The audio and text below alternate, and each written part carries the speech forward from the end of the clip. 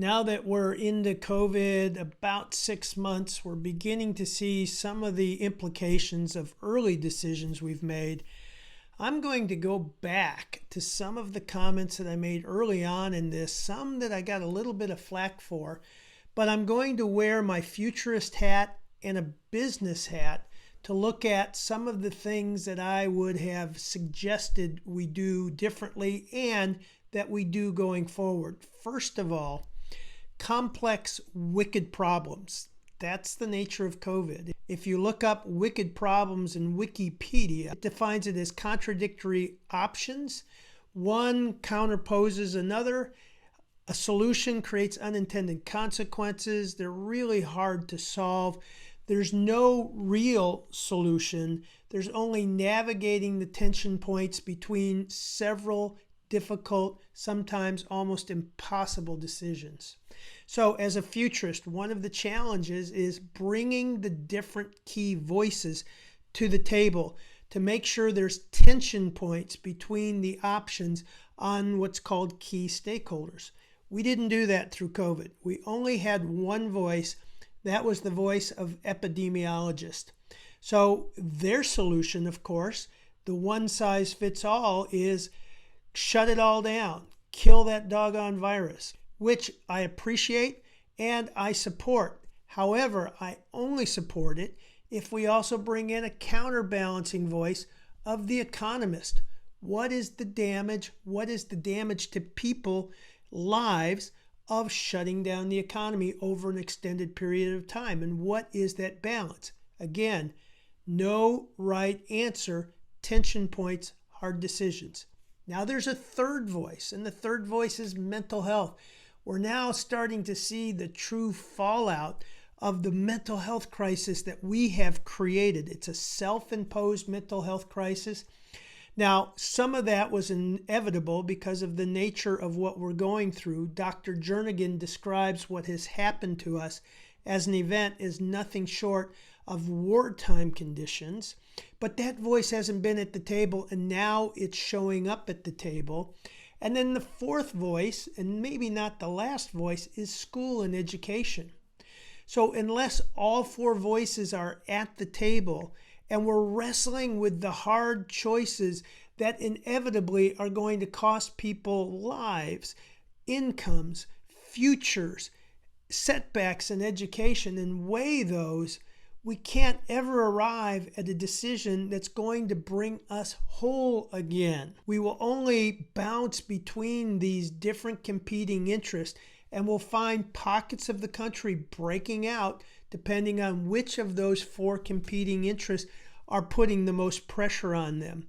It's hard to get a unified voice if it's not a stakeholder facilitated discussion, debate with hard choices and full transparency. Now, of course, complicating this has been a government that has been just absolutely horrendous in terms of alignment and some kind of central message that we can count on. So anybody who is a doubter or anybody who's being pulled by one of these other tension points, of course, will find the information that best suits them. Now, putting on the business hat and looking at this as a risk management challenge, the first thing to do is look at the statistics. So we've been looking at the wrong statistics. It's not case count that matters. It's deaths per capita. That tells you how dangerous this virus is. So I urge you, go to the New York Times coronavirus page and look at the deaths per capita. What you'll interestingly find is some of the villainized states like Florida and Texas have some of the lowest deaths per capita. California has some of the lowest deaths per capita. But the media narrative is, oh my gosh, we've got spikes in cases. It's not cases that is the key issue. It's deaths per capita. That shows you how dangerous this virus is in different populations. So if you were to trace that, you would go to senior living facilities. 80% of deaths have happened from those who are 65 years of age and older. Another statistic you would look at is what is the demographic of the deaths overall. And what you'll find is 92% of deaths have occurred with those that have underlying health conditions, specifically chronic disease or obesity. So now as a business person, I can begin to manage and look at my population and help protect those who are at risk.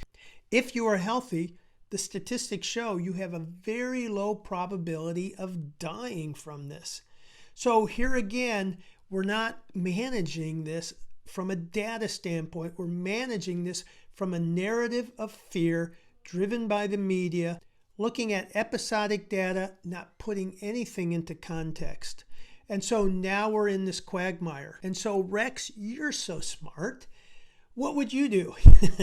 And again, I'm not a genius in this, but one of the things I would do, how do we get alignment so we have a strategy that is collectively adopted? And the only way you can do that is by bringing the key stakeholders together and looking at the conditions that are regional and local and working on those decisions together collectively, recognizing you can't avoid hard choices. Something is going to be impacted. Someone is going to be impacted.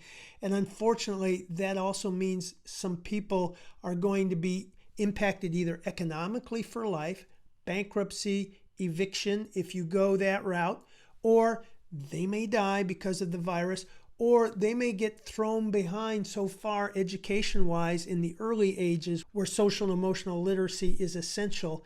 Again, hard choices that we're avoiding because we've got this one-size-fits-all mantra that we can go to, which is shut it down, kill the virus. Again, I don't disagree with that strategy. And the other no-brainer is wear the damn masks. Wear those masks.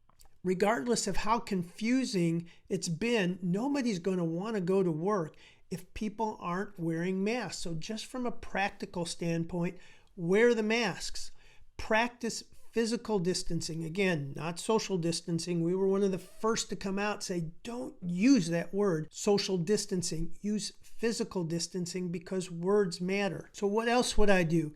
I would begin looking immediately at a resiliency strategy for your workforce. One of the reasons we're at risk, one of the reasons we've had to shut down business, 60% of the adult population has some form of chronic disease. 60%. You add those who have obesity to that, and you've got a high vulnerability on your workforce. I would recommend you set a moonshot goal.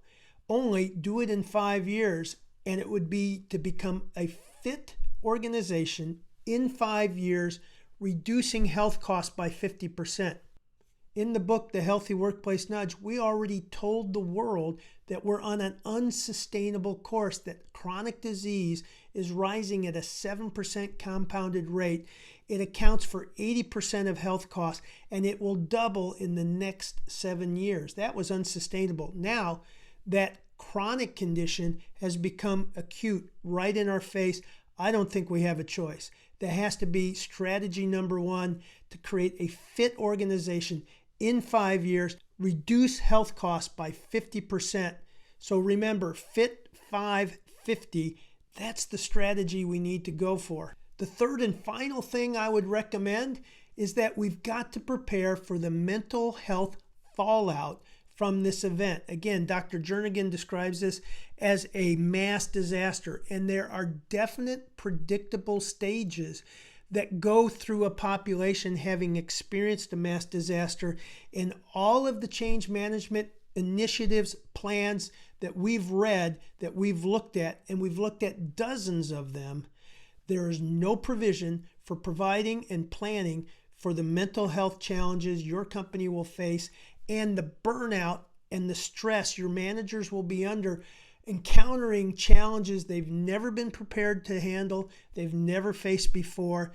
Those are the three main things I would initiate if I were to make some decisions now. Bring the stakeholders together, create a Fit 550 organization, and let's start planning for the mental health challenge.